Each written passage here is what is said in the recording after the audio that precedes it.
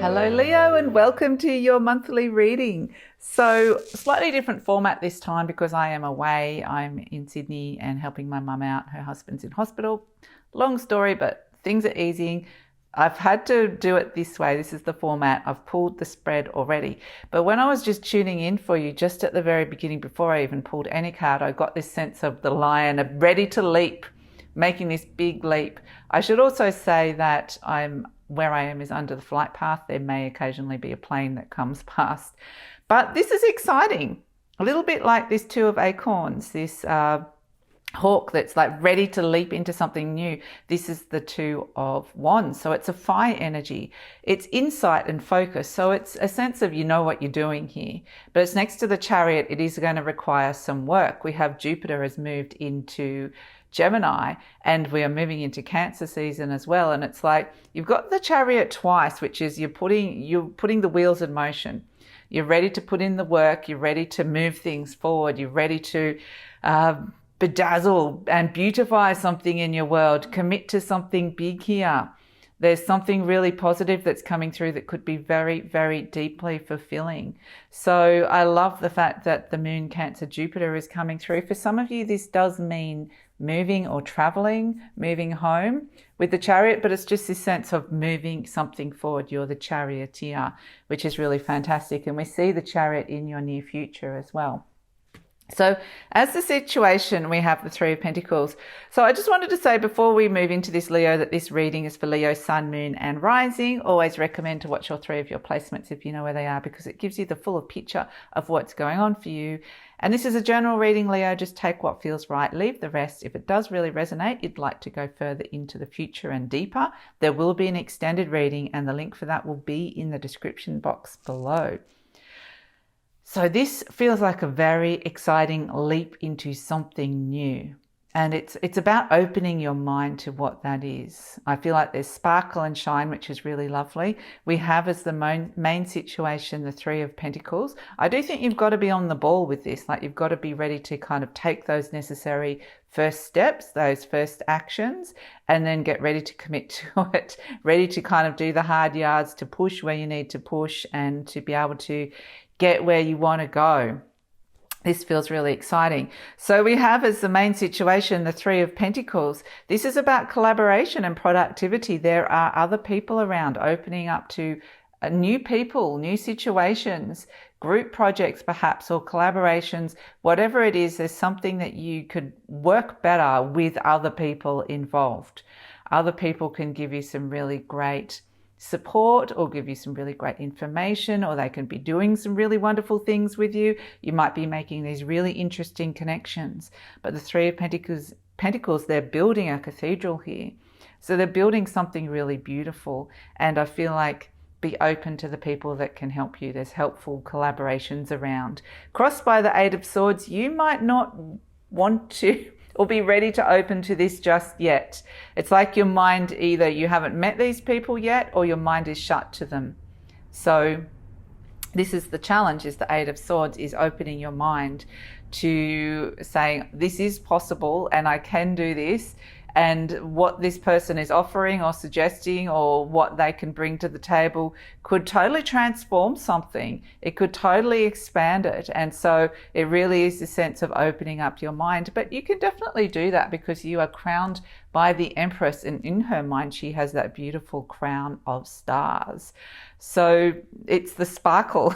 The sparkle that I'm getting, I just keep getting the sparkles. I'm beautifying and sparkling here, a bit like the beautiful charm that I have pulled for you, which is the sparkly butterfly. This is very much like it's the bedazzled butterfly. It's not just any butterfly. Butterflies usually represent transformation, but this butterfly is shining. It's suddenly looking really beautiful. It's had a makeover or a glow up of some sort. And it's suddenly like, whoa, okay, I'm ready to shine and sparkle again. Just like the Empress, she's got those 12 stars, which represent the 12 signs of the zodiac. So it's very magnanimous. It's very generous. It's that beautiful Leo generosity. It's like, I can think, and what my plans might be wanting to include the best for all. It might be something generous that can really help a lot of people, or that you can share, or other people might take pleasure from it as well.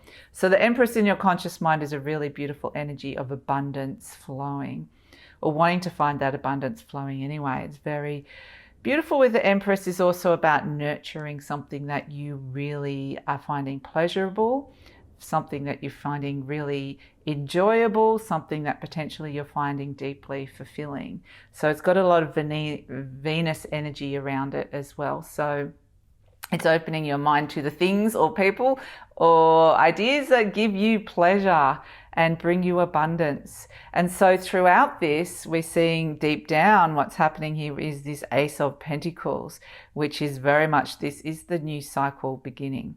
The element of earth, there could be something new coming through, some kind of new potential that you're opening up to, because you are opening up to the stars. So you're opening up to the universe, the cosmos, you're opening up to the universal mind, to unlimited thinking. And what comes through, the Empress brings through this beautiful new seed, which is the Ace of Pentacles. This new path beckons. This is happening what's deep inside of you. You can see that there might be challenges up ahead. There are mountains up ahead on this path. But you're the charioteer. You can do whatever you need to do. You've got the chariot. You can go wherever you want. You've got the power to be able to do this, to overcome any challenge. There's this real determination that comes through with having double chariot, especially in Cancer season, moving into Cancer season from Gemini season into Cancer season, so in June. So in the recent past, we do see the Five of Swords, that there has been something, that there's been like a conflict in your world, or that something you've been experiencing some kind of inner conflict with the Five of Swords, is really saying that there's been some stormy weather around, or you've been questioning something or someone, and it may be that it's sort of like you're understanding that something within you is ready to expand, and your mind is going, no, no, no, no, no. Maybe it's wanting to keep you small. Whereas the Empress says, I'm ready for big things. I'm ready for love. I'm ready for pleasure. I'm ready for abundance. And it's only your mind here with the two swords, the Eight of Swords and the Five of Swords, which is somehow blocking this, or some ideas or thoughts, or someone around you that you're having conversations with. Sometimes people have their best interests. They think they have our best interests, but it's what's going on inside our mind, not their opinion, that really matters sometimes with this. So, and sometimes it can be the opposite, that they're saying, you know what, I could see you doing this, you would be amazing, and that part of you says, no, I can't do that, I can't be that. So that could be the voice of self-sabotage, or the sense of your mind is ready to open up, and it's just the old way of thinking there with the Five of Swords and the Eight of Swords.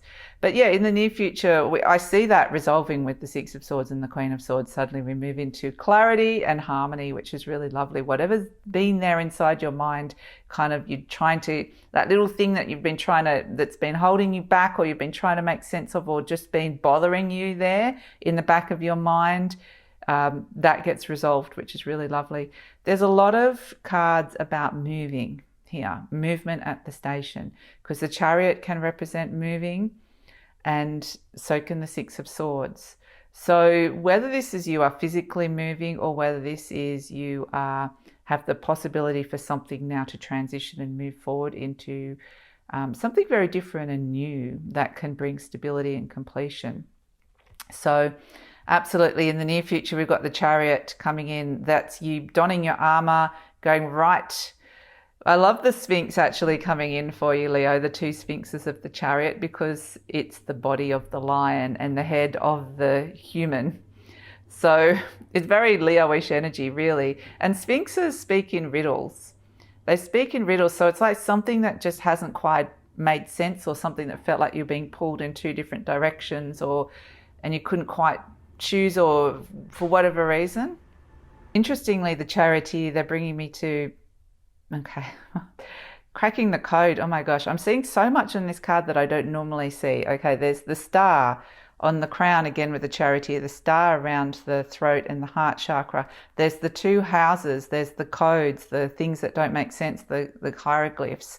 And it's just a sense of feeling inspired, but it might be that you find yourself caught between two worlds or two places for a while, or two locations either. But this is not bothering the Charioteer. It's like, I'm cracking the code. I've taken one of those stars that has been in the head of the Empress, this illumination that's been there, and I'm taking them and I'm adorning myself with it. I'm bedazzling myself. There's something sparkling inside my mind that's motivating me, that's clarity and inspiration, and I'm helping use that to move forward. It feels almost like you're cracking the code or breaking the code of some sort in your life. I need to break the code. And so I need to free myself in some way, which is fascinating.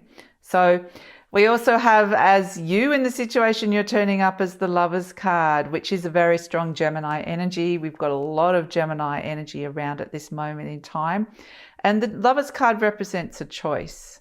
And that's what I'm kind of feeling like. You're being pulled back and forward between this choice where it's like you want to go in that direction, but something's holding you back, but you want to go in that direction, but yeah, something's like, and it's like, the Lover's card is saying you have a big choice to make here. You have a choice, and you have the power of choice, more importantly.